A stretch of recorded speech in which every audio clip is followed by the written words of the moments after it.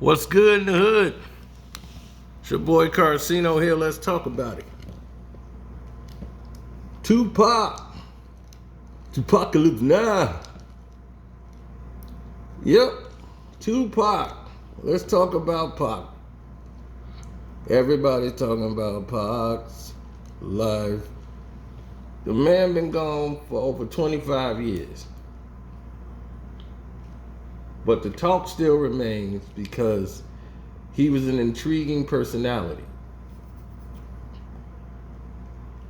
He made great music, but he personified a personality that many people have tried to emulate, steal from, and copy.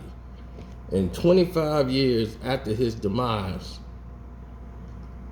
and he already said the same thing that his mother had said would happen.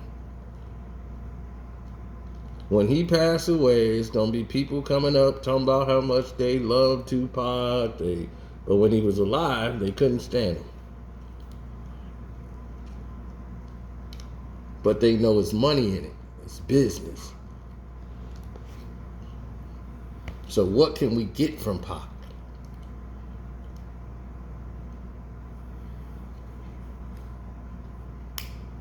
So everybody's after Pac's money. You see everybody out here making Tupac videos now. You know, I was his roadie for 2 months on the road. Everybody now is making videos. When we did this, start doing the truth behind, start talking about all this stuff, like 6 years ago, 7 years ago, none of these dudes was around. Right? They was telling us, hey, you can't talk about that. That ain't gangster to be talking about that. Now you got the most gangsterous people in the world sitting in front of the camera talking about stuff. Right? But this was supposed to be taboo back in the day when we were doing it. So when we say something, don't listen to us. But when they say something, oh, listen to me. I was there. Okay. We'll listen to you. You was there. We heard you. Now let's listen to somebody who wasn't there, who heard it from people that was there.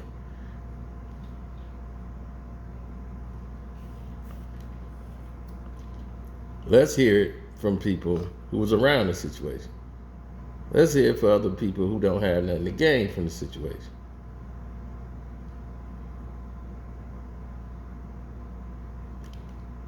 Now, why are we having this video right here? And don't forget to hit the like button and subscribe to the page. Hit that notification bell and definitely hit the thanks button at the bottom. And you could donate to the thanks button at any time. We appreciate the love and support there. And as we speak on that, we'll be moving forward because we want to get this clear. Where is Tupac's money? Where is it going?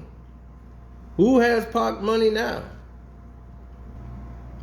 Afeni set up this estate plan from the Tupac family on who should get it. Sexua, his sister, she was supposed to get it for tangibles and everything else. Afeni Shakur's separate property trust is set up. Then Kyra Cox, she has a trust, and it provides in use of a residence for Kyra Cox for life. Mujane Family Trust, they got a houseboat. All of that comes from there. Provides use of a houseboat to Molly and Carl Lyons for life. Right? Trust for Sexua, Shakira Davis, and Gloria Cox right here. Remainder at death of Kyra. remainder at death of Molly and Carl. This comes from this trust right here, and the Tupac Shakur Foundation pays for that.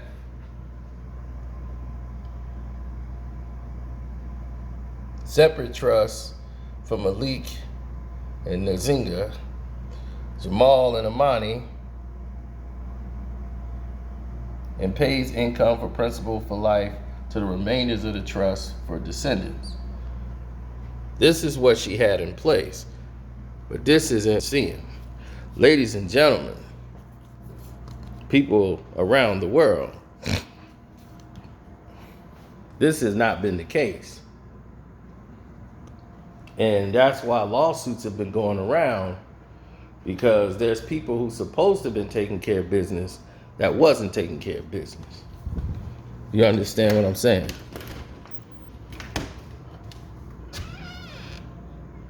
If you don't understand what I'm saying, then you'll forever be in this boat.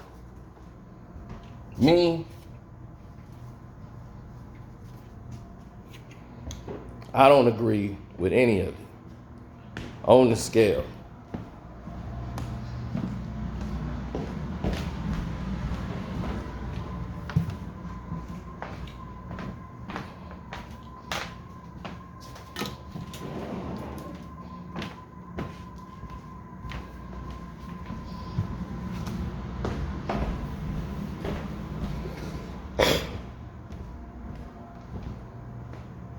Now, as I said plenty of times over and over again, Tupac Shakur's money situation, everybody just got to look and see where the money is going. You got to look at the people and say, all right, I see the people here, but I really want to know where the money's going. That's really important to me. Why is this man's money in question all the time? When he's no longer here, he's been gone for 25 years. It went to his mom, and she had to fight to get control of it. Who has his money now? Why is this such an issue today? Why we can't get the proper answer to this? Where is Pac's money? Where is it going? And the reason why I ask is because one day, all of you guys, I don't know if you're a young rapper, you might watch this video. I'm not vain to think everybody in the world watch my videos, but one day you're out there busting your rhymes or whatever, and one day you might not be here anymore. Think about all the rappers that passed away that's not here anymore.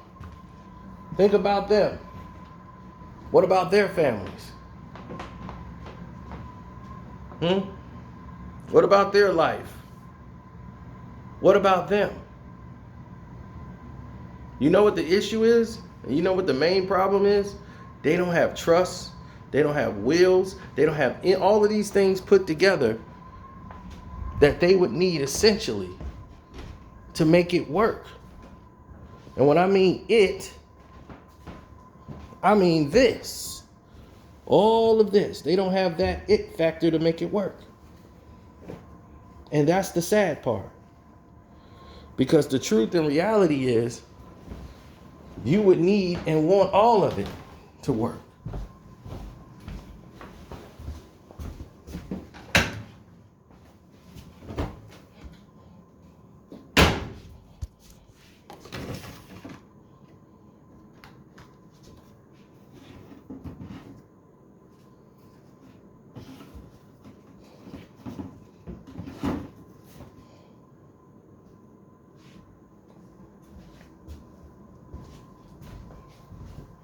A lot of us has come a long way.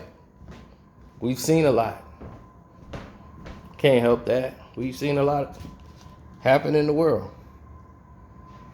You know, it is what it is. So when you start thinking about the business and how corrupt it is, and thank you for all the new subs. We did get a lot of new subs yesterday. God bless all of you. I appreciate that. And thanks for the super chats too, and all the cash apps, donations. One love. from me to you. But who has Tupac's money?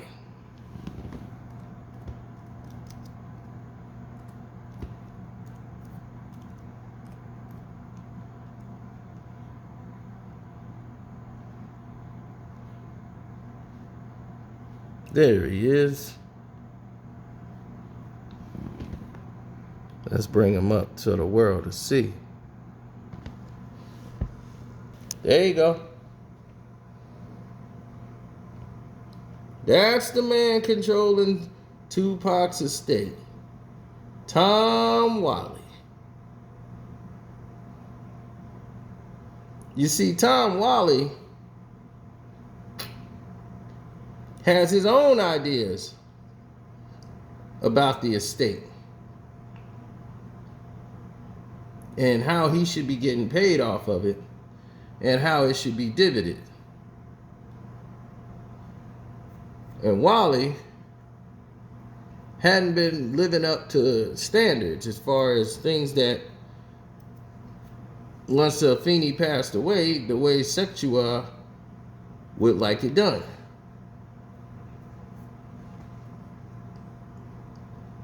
So now she's finna sue Tom Whalley and Wally World to get what's hers.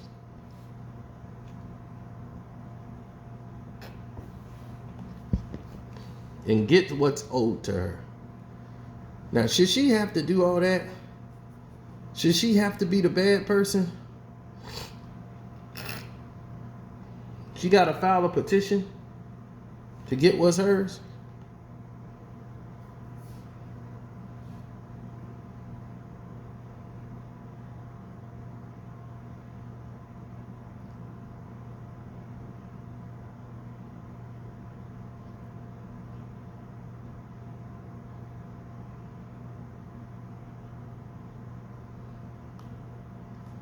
Well, see, there's certain verbiage in the deals that seems very weird.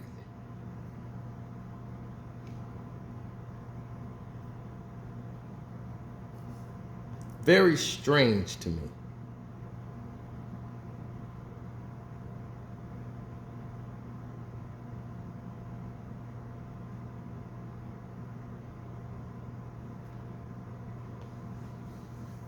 Now, this is going to cause a major problem with the prudence to the trust and all of these different scenarios that is being set up. All of these different things that are happening under the name of Tupac Shakur. Like, there's people in overseas, like Tupac had paid for a wedding. This girl got married because Tupac, basically the royalties from his album sales, had paid for a wedding. And this woman didn't even listen to Tupac music, didn't know anything about him. Well, she knew he existed, but she had no idea his music and all his royalties basically paid for her wedding.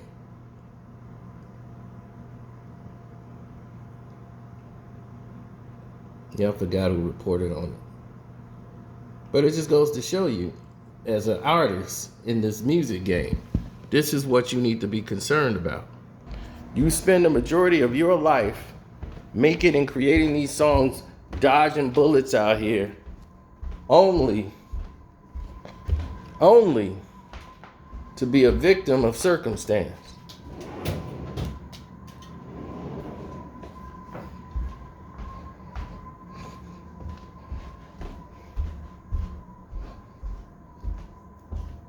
Do you want to be a victim of circumstance?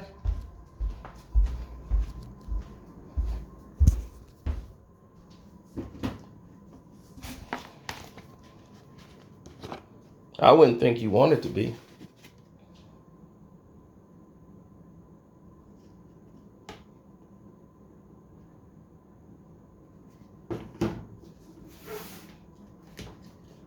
Life is different.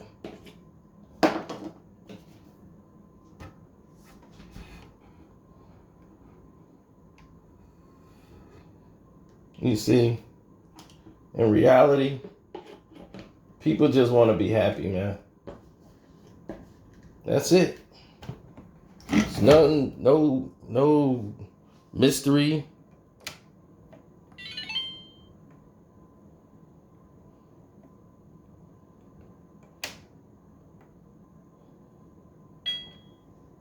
Nothing of the sort. There's no America's Most Wanted.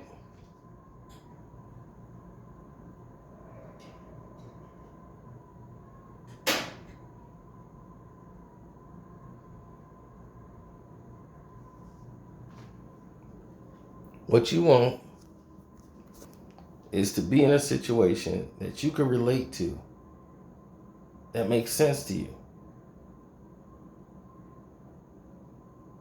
Because in the end, that's the only thing that counts. Does it really make sense to you? Because if it don't make sense, then don't do it. Most of these people out here, they want to see you lose. They want to see you lose. They don't want to see you win. There's no money in seeing you win. There's money in seeing you fall and fail constantly, over and over again. Oh, there's big money in that. But seeing you win, nah, that ain't in the cards. It's never been.